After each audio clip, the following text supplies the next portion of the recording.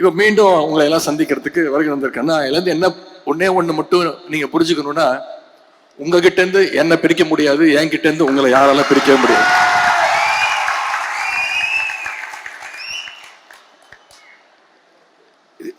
நாலு மாவட்டம், சென்னை, காஞ்சிபுரம், திருவள்ளூர், செங்கல்பட்டு, 4 மாவட்டத்துல எல்லா தொகுதியிலையும் வெற்றி வாய்ப்பை இழந்துட்டோம். இருந்தாலும் சேப்பாக்க திருவல்லிக்கேணியில மட்டும் நாம ஜெயிக்கிறோம்னா அதுக்கு காரணம் நான் கிடையாது. அதற்கு முழு காரணம் இங்க வந்திருக்கக்கூடிய நீங்க தான். இந்த வெற்றி உங்களுடைய வெற்றி. ஏன்னா 3 நாள் தான் பிரச்சாரத்துக்கு வந்தேன், மக்களை சந்திச்சேன். அதுக்கு முன்பு 5 வருஷம் உங்க கூட தான் இருந்தேன். உங்க கூட தான் இருந்தேன்னு சொல்றதை விட நம்ம எல்லாம் ஒன்னாதான் இருந்தோம். தொகுதி முழுக்க சுத்தணும், ஒவ்வொரு தெருவா போனோம், எந்தெந்த தெருவுக்கு என்ன வேணும், ஒவ்வொரு வீடா என்னென்ன தேவைங்கிறத பார்த்து செஞ்சோம். எனவே இந்த வெற்றிக்கு முழு காரணம் இங்க வந்திருக்கக்கூடிய நிர்வாகிகள் நீங்க தான். இவ்வளவு பெரிய அலை அடிக்கும் போதும் சேப்பாக்க திருவல்லிக்கேணி தொகுதியில நாம ஜெயிக்கிறோம்னா அதற்கு நாம அந்த 5 வருஷம் மக்களோட மக்களா பயணிச்சிருக்கிறோம். இந்த வெற்றிக்காக நீங்க அத்தனை பேரும் கடுமையா உழைச்சிருக்கீங்க. அதுக்கு முதல்ல என்னுடைய நன்றியை நான் மீண்டும் தெரிவிச்சுக்கிறேன். என்னைக்குமே சேப்பாக்க திருவல்லிக்கேணி தொகுதி திமுகவுடைய கோட்டைங்கிறத நீங்க மீண்டும் நிரூபிச்சு காட்டியிருக்கிறீங்க.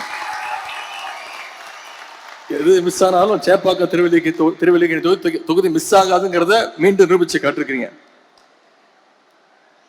கடந்த 5 வருஷமா நம்ம தொகுதி மட்டும் இல்லை, தமிழ்நாட்டுடைய எந்த மாவட்டத்துக்கு போனாலும் அங்க என்ன கூப்பிடுறது பாத்தீங்கன்னா சேப்பாக்க திருவல்லிக்கேணி தொகுதியுடைய செல்ல பிள்ளை அப்படின்னு சொல்லுவாங்க. அத மீண்டும் நீங்க நிரூபிச்சு காட்டி இருக்கிறீங்க. எப்போதுமே நான் உங்க வீட்டு பிள்ளையாகத்தான் இருப்பேன், உங்க வீட்டு செல்ல பிள்ளையாகத்தான் நிச்சயம் இருப்பேன். போன முறை ஒரு வெற்றியை கொடுத்தீங்க, அதன் பிறகு என்ன சட்டமன்ற உறுப்பினர் ஆக்குனீங்க. நம்ம தலைவர் அவர்கள் எனக்கு அமைச்சர் பொறுப்பு கொடுத்தாங்க, அதன் பிறகு துணை முதலமைச்சர் பொறுப்பு வரைக்கும் கொடுத்தாங்க. அதற்கு காரணம் நீங்க தான். இந்த முறை தலைவர் அவர்கள் என்னை எதிர்கட்சி தலைவராக அந்த பொறுப்பை கொடுத்திருக்கிறாங்க, மிகப்பெரிய பொறுப்பு. அதற்கும் காரணம் இங்க வந்திருக்கக்கூடிய நீங்க தான், நம்மளோட தொகுதி நீங்க தான் காரணம். உங்களுடைய அன்பும் உங்களுடைய ஆதரவும் இல்லாம நான் ஒண்ணுமே கிடையாது. அதை நிச்சயம் உணர்ந்து என்னால் முடிந்த அளவுக்கு நம்முடைய தொகுதிக்கும் உங்களுக்கும் என்னென்ன திட்டங்கள் வேணுமோ அதையெல்லாம் நிச்சயமாக எப்போதும் போல அந்த பணிகள்லாம் செய்வேன். இந்த முறை நம்முடைய திராவிட முன்னேற்ற கழகம் ஆட்சிக்கு வராம இருந்திருக்கலாம். ஆனா மக்கள் நமக்கு ஒரு மிகப்பெரிய ஒரு கடமையை கொடுத்திருக்கிறாங்க. எதிர்கட்சி தலைவரா இருங்க, எதிர்கட்சியா நீங்க செயல்படணும்னு மக்கள் நம்ம மேல் நம்பிக்கை வச்சு இந்த பொறுப்பை நம்மகிட்ட கொடுத்திருக்கிறாங்க. இந்த ரிசல்ட் உண்மையாகவே நாம எதிர்பார்க்காத ரிசல்ட் தான். நாம மட்டும் இல்ல, தமிழ்நாட்டு மக்களே எதிர்பார்க்காத ஒரு ரிசல்ட் தான். ஏன் இன்னும் சொல்லப்பா, இப்ப இருக்கக்கூடிய முதலமைச்சரை எதிர்பார்க்காத ஒரு ரிசல்ட் தான். காலத்துல யாரு உண்மையான எதிரிங்கிறத தெரியாம இல்லாத எதிரியோட சண்டை போட்டிருக்கிறோம். அத நம்ம புரிஞ்சுக்கிட்டு தான் ஆகணும். எங்க மிஸ் பண்ணிட்டோங்கிறத தெரிஞ்சுக்கணும். அப்பதான் நம்முடைய தவறை திருத்திக்கிட்டு அடுத்த முறை உண்மையான எதிரி யாருங்கிறத கண்டுபிடிச்சு அதுக்கு தகுந்த மாதிரி நம்முடைய செயல்பாடுகளை செஞ்சோம்னா நிச்சயம் வெற்றி பெறுவோம். சேப்பாக்க திருவல்லிக்கேணி தொகுதி மட்டும் இல்ல, தமிழ்நாடு முழுக்க உண்மையான எதிரி யாருன்னே தெரியாம களமாடி இருக்கிறோம். அங்கதான் நம்ம மிஸ் பண்ணிட்டோம். மக்கள் மீது ஓவர் கான்பிடண்டா இருந்துட்டோம்.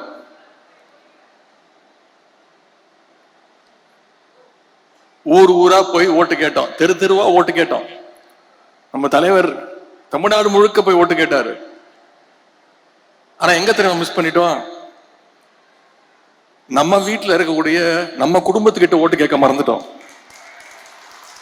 நம்ம வீட்டுல இருக்கக்கூடிய நம்ம பசங்க கிட்ட, நம்முடைய உறவினர்கள் கிட்ட நம்முடைய சாதனையை சொல்ல தவறிட்டோம். இனி வர்ற காலங்கள்ல அந்த தவறை நாம திருத்திக்கணும். முதல்ல நம்ம வீட்டு பசங்களை அரசியல் படுத்தணும். கலைஞருடைய திட்டங்களை, நம்ம கொண்டு வந்த சாதனைகளை, இப்ப இந்த ஆட்சியில் நடக்கக்கூடிய அலங்கோலங்களை எல்லாம் தினமும் நம்ம வீட்டுல நம்ம பேசணும். இன்னைக்கு இந்த புதிய அரசு பொறுப்பேற்று 25 நாள் ஆச்சு. உருப்படியா ஏதாவது ஒரு திட்டம் கொண்டு வந்திருக்கீங்கன்னு சொல்ல முடியுமா? ஒரு திட்டமும் கிடையாது. ஏற்கனவே டியூட்டியில இருக்கக்கூடிய போலீஸ வெறும் ஸ்டிக்கரை மாத்தி, போலீஸ் வேனுக்கு வெறும் ஸ்டிக்கரை மாட்டி சிங்கப்பெண் திட்டம் அப்படி ஒரு திட்டத்தை கொண்டு வர போறோம் சொல்லி அதையும் கொண்டு வர முடியாத நிலைமையில தான் இன்னைக்கு இந்த ஆட்சி நடந்துகிட்டு இருக்கு. அதாவது ஒரு கூடுதல் செலவு இல்லாத ஒரு திட்டத்தை கூட தொடங்கி வைக்கிறதுக்கு வக்கில்லாத ஒரு சோஃபா மாடல் ஆட்சி இன்னைக்கு நடந்துகிட்டு இருக்கு. யோசிச்சு பாருங்க, 2021 நம்ம தலைவர் முதலமைச்சர் பொறுப்பு ஏற்கும்போது முதல் நாள் கையெழுத்து போட்டார். என்னென்ன திட்டங்கள் நம்ம கொண்டு வந்தோம்? மகளிருக்கு விடியல் பயண திட்டம் முதல் கையெழுத்து போட்டார்.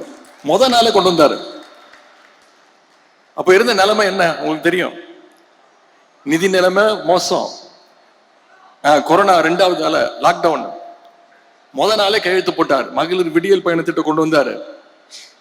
கொரோனா நிவாரண நிதியா ஒவ்வொரு ரேஷன் அட்டைக்கும் 4000 ரூபாய் கொடுத்தார் நம்முடைய தலைவர். ஆவின் பால் லிட்டருக்கு 3 ரூபாய் குறைச்சாரு.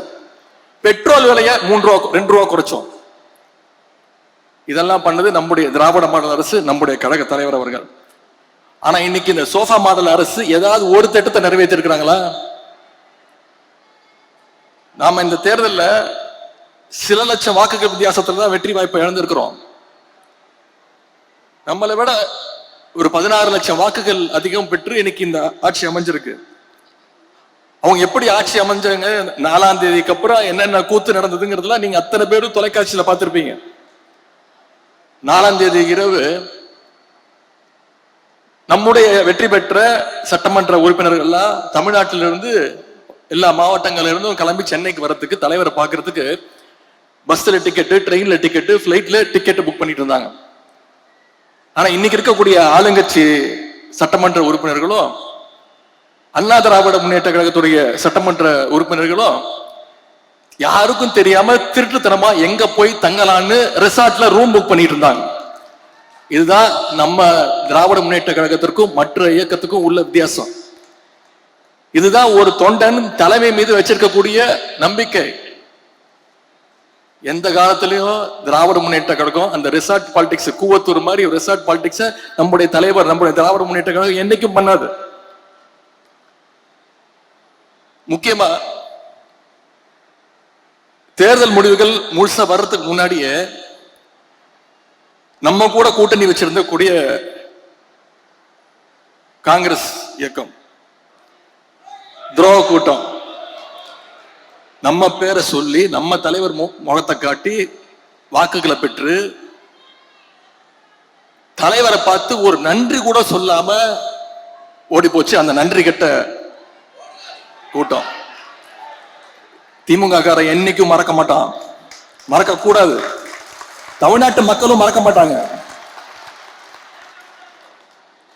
5 எம்எல்ஏக்களை அவங்களுக்கு சப்போர்ட் பண்ண வச்சு ஆட்சி அமைச்சாங்க. அது மட்டும் இல்ல, நம்முடைய கூட்டணியில் ஜெயிச்ச இன்னும் சில கூட்டணி கட்சிகள்ல நம்ம தலைவர்கிட்ட வந்து சொல்லிட்டு தலைவர் தான் போயிட்டு வாங்கினாங்க. நம்ம தலைவர் தயவு தான் இன்னைக்கு ஆட்சி நடந்துகிட்டு இருக்கு. ஆனா என்ன, முதல்ல போகும்போது வெளியில இருந்து ஆதரவுன்னு சொல்லிட்டு போனாங்க. அங்க போனோன்னே ஆசை யார விட்டுச்சு. முதல்ல எங்க போனாலும், இந்த முதலமைச்சர் எங்க போனாலும் முதல்ல சோஃபா போவோம். சோஃபா பின்னாடியே முதலமைச்சர் போவாரு. இப்ப அமைச்சரவையிலையும் இடம் பெற்றுறாங்க. அவங்களுக்கு வாழ்த்துக்கள். அவங்க எல்லாம் அமைச்சர் ஆகிறதுக்கு முன்னாடியே சட்டமன்றத்தில் அவங்களுக்கு வாழ்த்து சொன்னவன் தான் இந்த எதிர்கட்சி தலைவர். இதெல்லாம் நடக்கும்னு எனக்கு தெரியும். இப்படி நம்முடைய தலைவருடைய உழைப்பால வெற்றி பெற்று அந்த கட்சியுடைய ஆதரவோடு தான் இன்னைக்கு இந்த சோஃபா மாடல் ஆட்சி நடைபெற்றுக் கொண்டிருக்கிறது. இங்க இருக்கக்கூடிய ஆளுங்கட்சி இன்னைக்கு 108 இடங்கள்ல வெற்றி பெற்றிருக்கிறாங்க. இன்னொன்னு தெரியுமா, இந்த 108 தொகுதிகள்ல சில தொகுதிகள் தவிர கிட்டத்தட்ட ஒரு 106 தொகுதிகள்ல ஓட்டு போட்ட மக்களுக்கு யாரு சட்டமன்ற உறுப்பினர்னு தெரியாது. இன்னும் சொல்ல போனா மக்களுக்கு இல்ல, இப்ப இருக்கக்கூடிய முதலமைச்சருக்கு யார் சட்டமன்ற உறுப்பினர் யார் அமைச்சர்னு தெரியாது. சவால் விடுறேன். ஒரு 4 நாட்களுக்கு முன்பு தொலைக்காட்சிகள் செய்தி நீங்க பார்த்திருப்பீங்க. திருவள்ளூர் மாவட்டத்தில் நைட்டு ஃபுல்லா கரண்ட் இல்ல. பொதுமக்கள் அத்தனை பேரும் தெருவுக்கு வந்து போராட்டத்தில் இறங்கிட்டாங்க. நிருபர்கள் போய் கேட்கிறாங்க அவங்க கிட்ட, ஏன் வந்து இப்போ சாலை மறியல் பண்றீங்க, சட்டமன்ற உறுப்பினர் போய் பார்த்து கோரிக்கை வைக்க வேண்டியதானு. அப்ப அந்த மக்கள் எல்லாம் சொல்றாங்க, எங்களுக்கு சத்தியமா யாரும் எங்க சட்டமன்ற உறுப்பினரே தெரியாதுங்க, தெரிஞ்சாதானங்க போய் அவங்க வீட்டுல போய் நாங்க கேட்க முடியும் அப்படின்னு கேட்கிறாங்க. இதுதான் இந்த சோஃபா மாடல் அரசினுடைய லட்சணம்.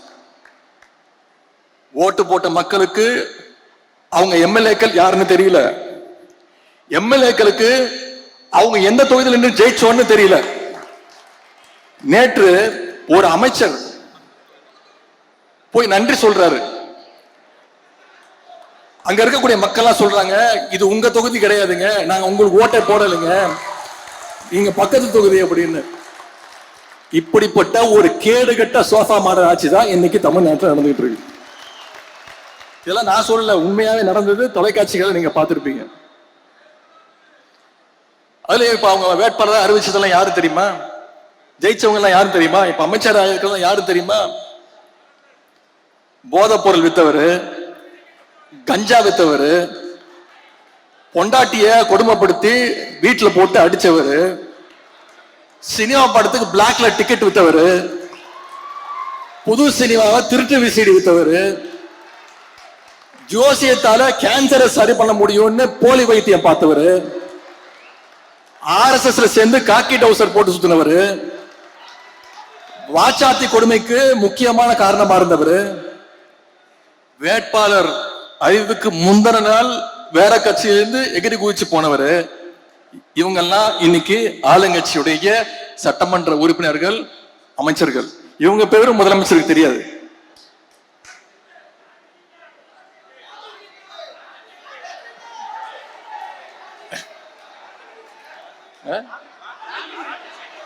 அது வேற இருக்கா? லாட்டரி டிக்கெட் வித்தவர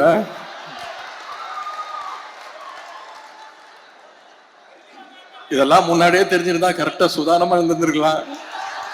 இதெல்லாம் தேர்தல் ரிசல்ட்டுக்கு அப்புறம் தான் நமக்கே தெரியுது. இன்னொரு கொடுமை என்ன தெரியுமா? இந்த ஆட்சியில அமைச்சர்கள் வந்திருக்கிறாங்கல்ல, நியமிக்கப்பட்டிருக்கிறாங்கல்ல, எந்த அமைச்சருக்கு எந்த துறைன்னு அமைச்சருக்கு தெரியல. ஒரு அமைச்சர் அவர் பிரஸ்ல கேட்கிறாரு, நான் சுற்றுச்சூழல் அமைச்சரா இல்ல சுற்றுலாத்துறை அமைச்சரா அப்படின்னு நிருபர்கிட்ட கேட்கிறாருங்க. இந்த மாதிரி ஒரு கேடு கெட்ட ஆட்சி எங்க பாத்திருக்கீங்களா? அமைச்சருக்கு தெரியல என்ன பொறுப்புன்னு, எந்த இலாக்கான்னு தெரியல. நிருபரை பார்த்து கேட்கிறாரு. ஒரு பழமொழி சொல்லுவாங்க, ஒரு கோமாளி அரண்மனைக்கு போறதாலேயே அவன் அரசன் ஆயிட மாட்டான், அந்த அரண்மனை தான் சர்க்கஸ் கூடாரமாக மாறிவிடும் அப்படின்னு ஒரு பழமொழி சொல்லுவாங்க. இன்னைக்கு அது நடந்துகிட்டு இருக்கு, கண்ணு முன்னாடி நடந்துகிட்டு இருக்கு. ஆனா ஒரு கோமாளி இல்ல, எல்லாமே கோமாளி. ரம்மியில சொல்லுவாங்கல்ல, 13 ஜோக்கரா வந்தா என்னையா பண்றது அப்படின்னு. அந்த நிலைமையில இன்னைக்கு இந்த சோஃபா மாடல் அரசு நடந்துகிட்டு இருக்கு. இதைத்தான் நம்முடைய தலைவர் சொன்னாங்க, இங்க அமைஞ்சிருக்கிறது ஒரு மாயாஜால கவர்ச்சி ஆட்சி அமைஞ்சிருக்கு அப்படின்னு சொன்னாங்க. 2 நாளுக்கு முன்பு நம்முடைய சிஎம் சார் நன்றி சொல்றதுக்காக திருச்சிக்கு போனாரு. திருச்சி கிழக்குக்கு. இங்க பெரம்பூர்ல ஜெயிச்சிருக்கிறாரு, இங்க இருக்கக்கூடிய பெரம்பூருக்கு போய் நன்றி சொல்றதுக்கு வக்கு இல்ல. இதுவும் நான் சொல்லிதான் போனாரு. சட்டமன்றத்தில் நான் சொன்னேன், திருச்சிக்கு போய் முதல்ல நன்றி சொல்லுங்க, 20 நாள் முன்னாடி சொன்னேன். போனாரு, நன்றி சொன்னார.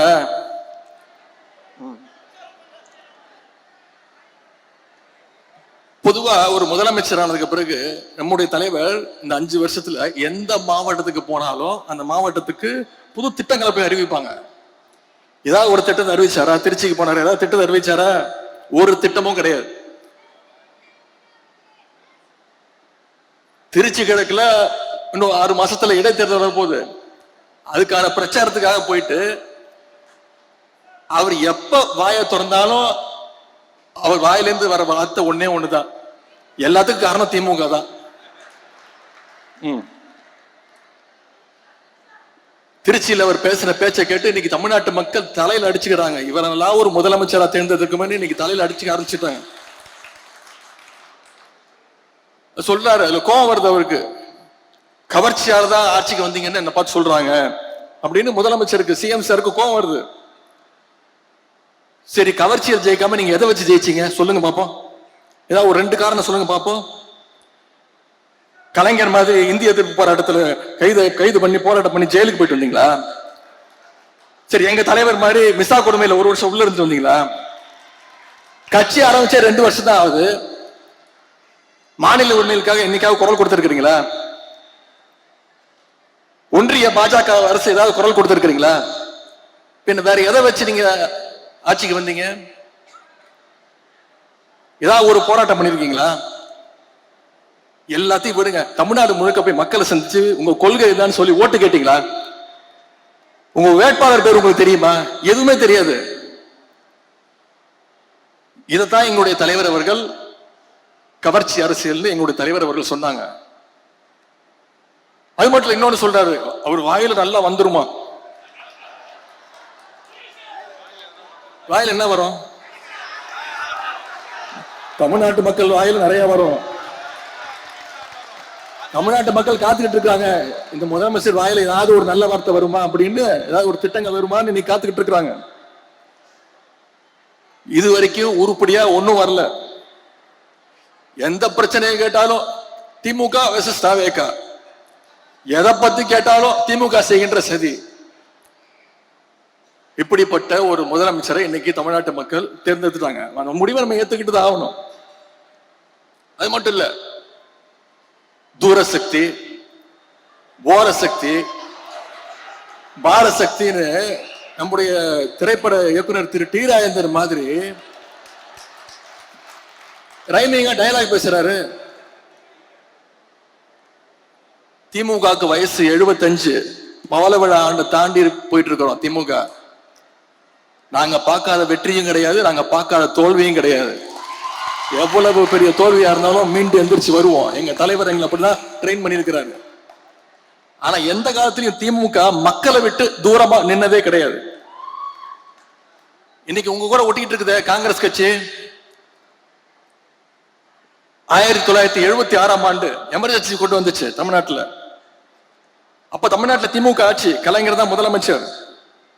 அப்போ எங்க ஆட்சியே போனாலும் பரவாயில்ல, எமர்ஜென்சியை எதிர்ப்போன்னு மக்கள் கூட நின்ன கழகம் திராவிட முன்னேற்ற கழகம். என்னைக்கும் மக்களை விட்டு தூரமா பயந்து பார்த்து யாருக்கும் பயந்து ஓடுற கூட்டம் கிடையாது நம்முடைய திமுக. பயங்கிறது உடன்பிறப்புகளுடைய பிளட்லயே பயங்கர வார்த்தையே கிடையாது. இன்னும் கொஞ்ச நாள்ல மக்கள் பார்க்க போறாங்க, யார் தூரமா நிக்க போறது, யார் ஓட போறது அப்படிங்கறத மக்கள் விரைவில் தெரிஞ்சுப்பாங்க. இப்பதான் 25 நாள் தான் ஆச்சு. இன்னைக்கு ஒரு அரசு விழாவில், தமிழ்நாட்டு அரசு விழாவில் தமிழ்தாய் வாழ்த்து 3வது இடத்துக்கு போயிருச்சு. இத ஓரமா நின்று வேடிக்கை பார்த்தது யாரு? திருவள்ளுவருக்கு மீண்டும் காவி பெயிண்ட் அடிக்க ஆரம்பிச்சுட்டாங்க. இத பத்தி பேசுறதுக்கு வக்கு இல்லாம பயந்தாங்கோலியா இன்னைக்கு ஓரமா நின்று வேடிக்கை பார்த்துட்டு இருக்கிறது யாரு? இன்னைக்கு கர்நாடகா முதலமைச்சர் திரு டி.கே. சிவகுமார் அவர்கள் சொல்றாரு, இவ்வளவு நாள் திமுக ஆட்சியில் இருந்தது, அதனால மேகதாது அணையை பத்தி நம்மளால பேச முடியாம இருந்துச்சு. இன்னைக்கு திமுக ஆட்சியை விட்டு போயிடுச்சு, இனிமே நமக்கு கவலை கிடையாது, மேகதாது அணையை கட்டுவோம் அப்படின்னு சொல்லும் போது அதை பத்தி எதிர்த்து குரல் கொடுக்க கூடாத ஒரு வக்கு இல்லாத ஆட்சி இன்னைக்கு யார் நின்று வேடிக்கை பார்த்துட்டு இருக்கிறது?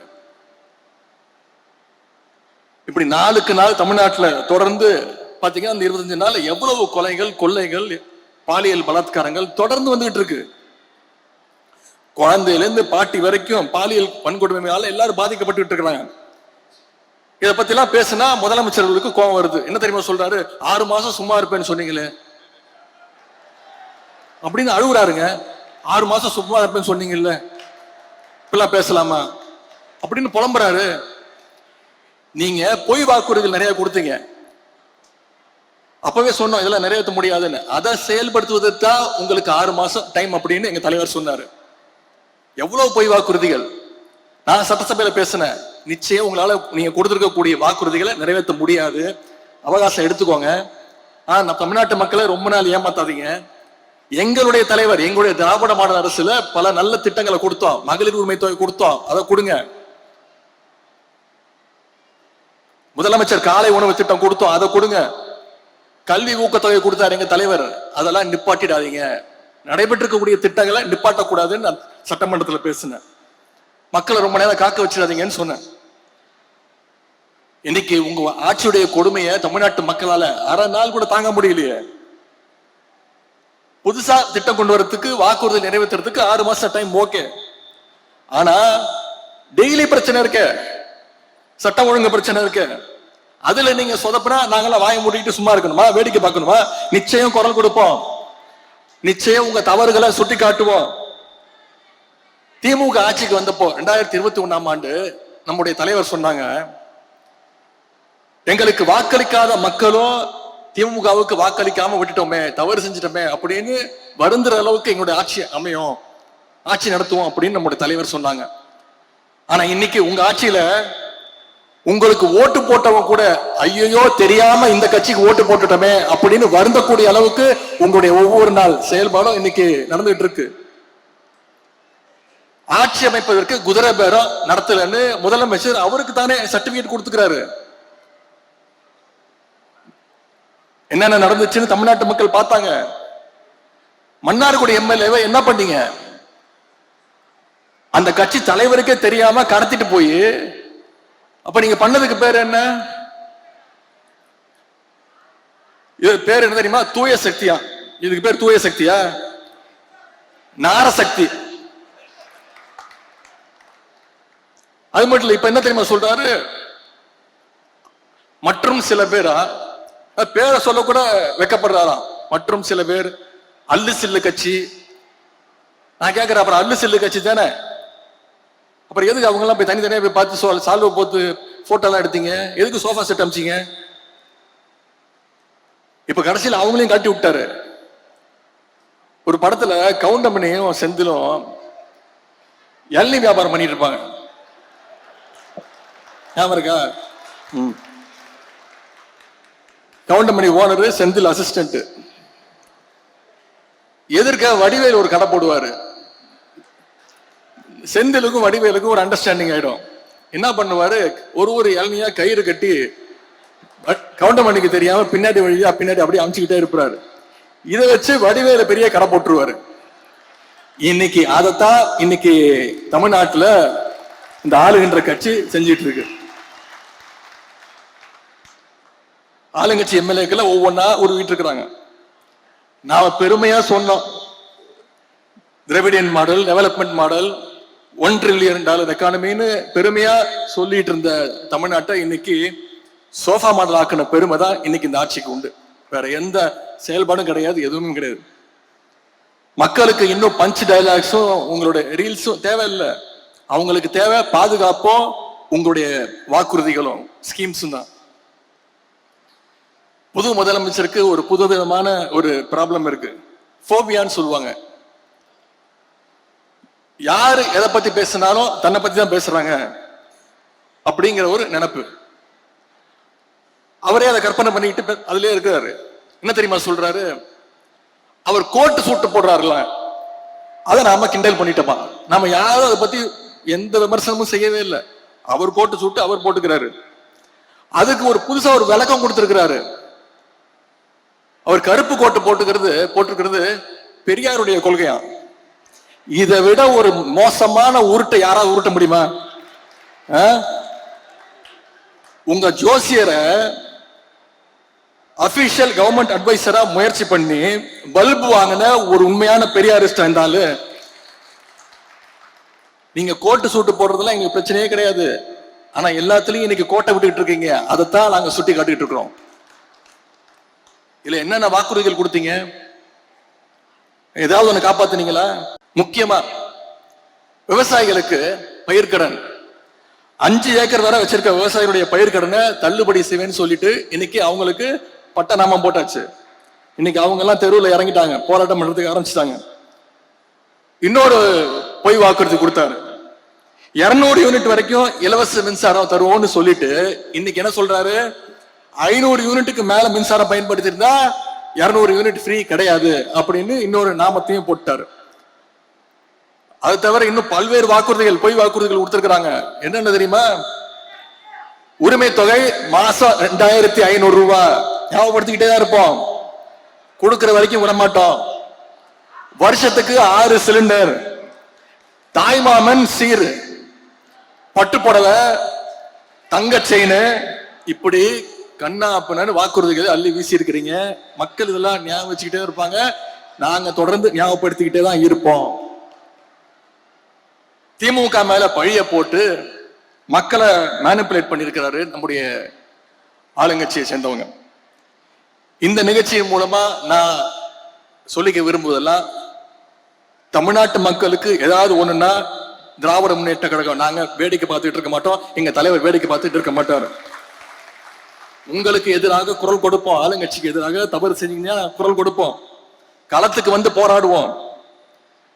நம்முடைய முதலமைச்சர் அவர்கள் சிஎம் சார் சொன்ன மாதிரி ரீல்ஸ் பார்த்து ஓட்டு போட்ட மக்கள்லாம் இன்னைக்கு தொலைக்காட்சிகள் பார்க்க ஆரம்பிச்சுட்டாங்க, செய்தித்தாள்கள் படிக்க ஆரம்பிச்சுட்டாங்க, அசம்பிளியை லைவா பார்த்துட்டாங்க, அசம்பிளியில நம்ம எவ்வளவு ஓட விட்டோங்கிறதையும் பார்த்து ரசிச்சுட்டாங்க. இப்ப சட்டமன்ற நிகழ்வுல எல்லாம் தொடர்ந்து கவனிப்பாங்க. இந்த மாற்றமோ அவேர்னஸ் தான் உங்க வீழ்ச்சிக்கான தொடக்கம்.